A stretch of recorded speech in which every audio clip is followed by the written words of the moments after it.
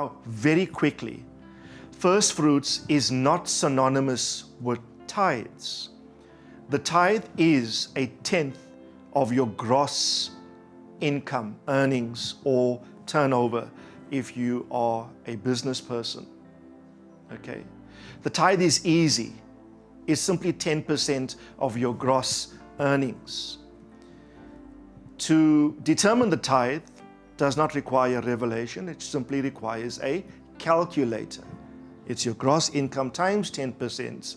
That belongs to the Lord. It's a holy offering, as the first fruit is. You don't touch that. It belongs to the Lord. It's God's way of bringing about regular, consistent, or systematic giving to our financial world. It is not synonymous with first fruits or offerings. So first fruits, tithes, and offerings are three distinct segments or components in reference to our financial giving. I want to read, before I define first fruits, I want to read the scriptures that clearly separate the three.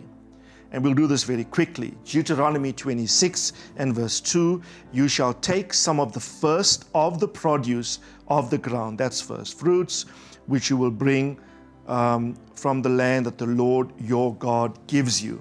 In verse 12 of the same chapter, when you have finished paying all the tithe of your increase in the third year. So in one chapter, first fruits is clearly delineated from the tithe. Under Hezekiah, King Hezekiah's reformation that he administrated in Israel, he clearly delineated between first fruits, tithes, and offerings.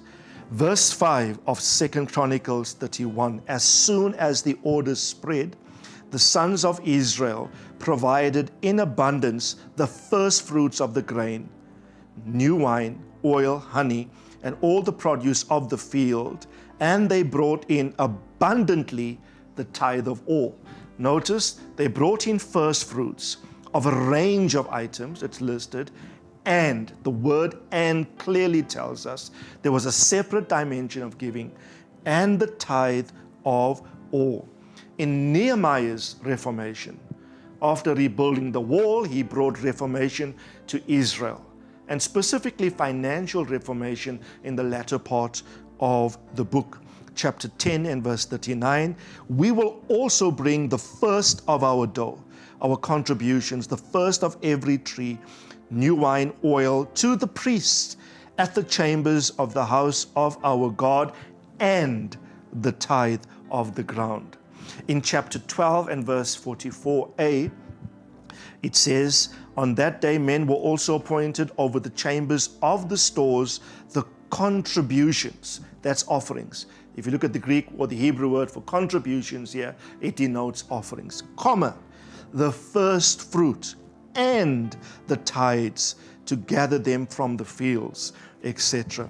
So there's a very a clear distinction between first fruits, tithes, and offerings.